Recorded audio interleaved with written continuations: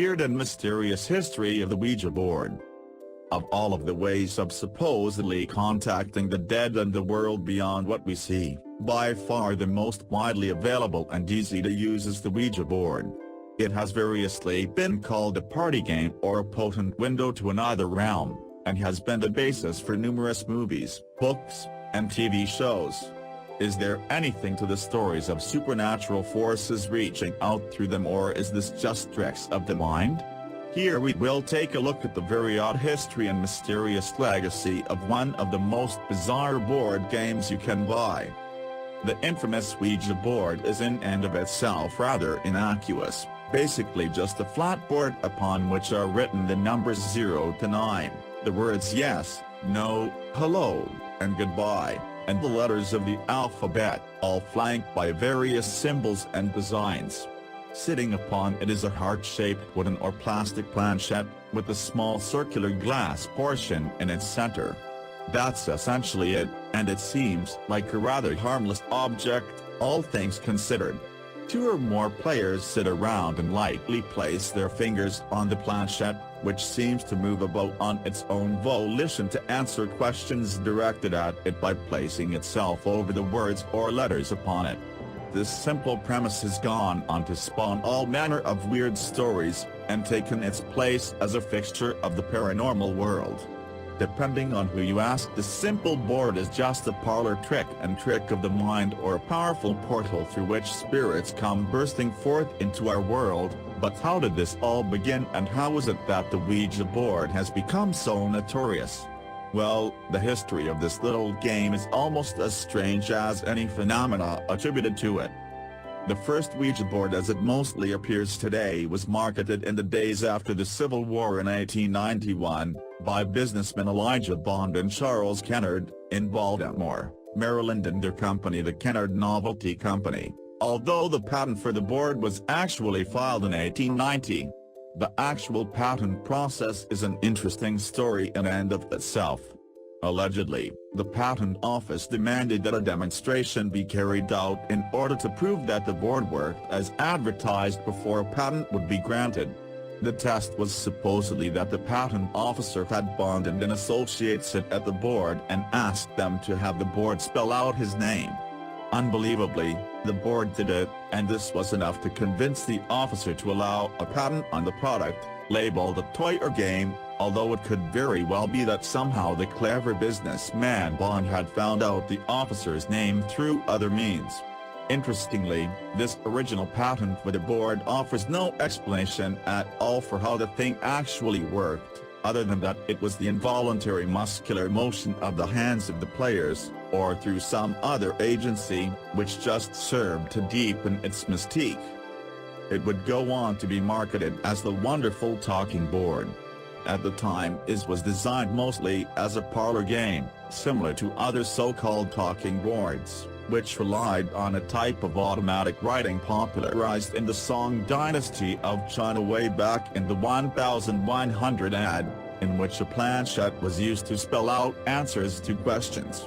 However, what would eventually be called the Ouija board, like other talking boards, became popular among the spiritualist movement that was taking the country by storm in the 1800s, who believed that such boards offered a relatively simple and easy to carry out way to speak with the dead, and soon Bond's product was a go-to choice for all manner of mediums across the United States and beyond.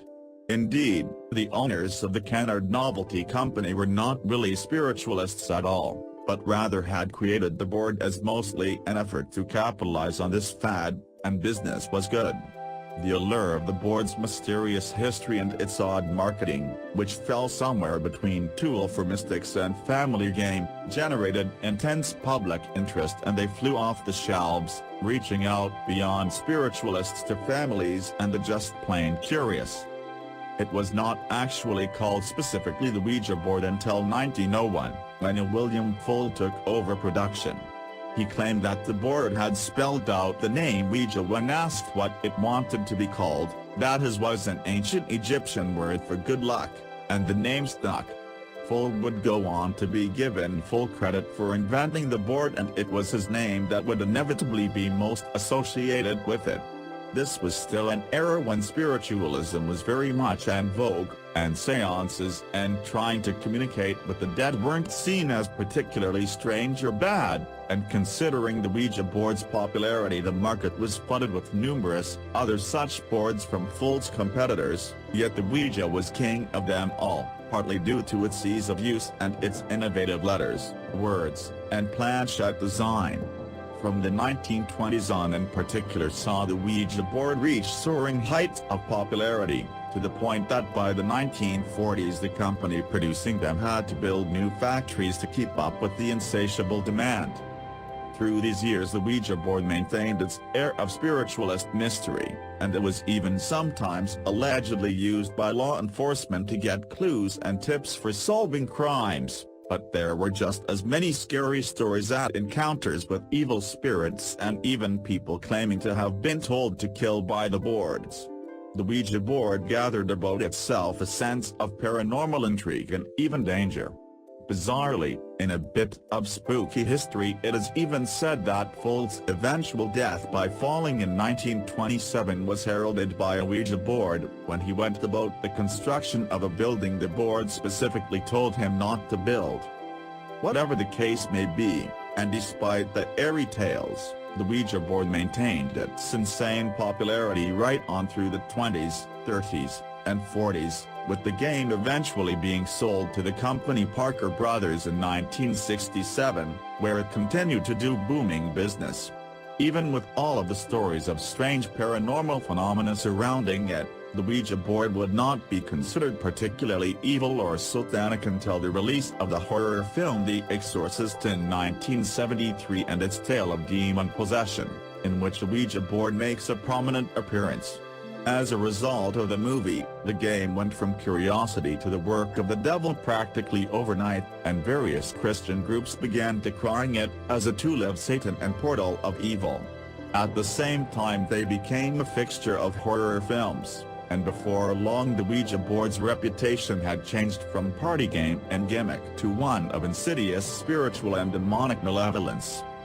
The game went on to be sold to the toy company Hasbro, and has enjoyed a sort of resurgence in popularity in recent years thanks to several hit films Paranormal Activity 1 and 2 and Ouija, Origin of Evil, as well as various TV shows and paranormal investigation programs.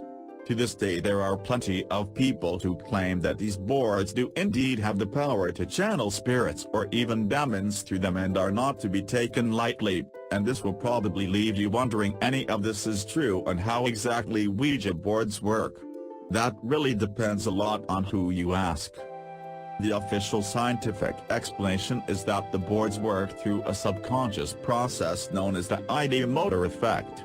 This essentially means that our muscles are automatically and unconsciously moving in response to outside cues, and since this movement is carried out without the awareness of the ones doing it, the whole thing seems very anomalous and bizarre, the whim of some outside force. Automatic writing and dowsing rods are other examples of phenomena thought to be caused by the ideomotor effect, and it is all molded and shaped by expectations. According to this theory, it is not the work of outside supernatural agencies, but rather the power of the subconscious human mind, which could pose its own mysterious phenomena in itself but which is not paranormal in the end. It is tied to a concept called a dissociative state, in which the subconscious mind is working independently of the conscious thoughts and motor functions. Simple experiments wherein the participants are blindfolded have shown that the ability to spell out any meaningful words goes out the window, which should not really be the case if spirits were truly controlling the planchette. Yet, then there are those who say that the Ouija board is everything it is said to be, a powerful tool through which the spirit world can be contacted. In this view, this is beyond just a simple piece of board with letters on it, but rather a vessel through which spirits both benevolent and malicious can reach out to talk to us or lash out at us. In this idea, it is these supernatural agents that are taking control of our motor functions rather than any unconscious thoughts, and countless stories of the strange and unexplained have gravitated towards the Ouija board. So which is it? Is this a parlor trick and delusion or something more? Is this unassuming piece of board and plastic just inanimate objects infused with meaning by us, or do they serve as a doorway through which overworldly forces channel into our reality? The answers to these questions remain elusive, and the discussion continues on, but it is interesting to think that something so seemingly harmless could still carry about it such a sinister air of mystery.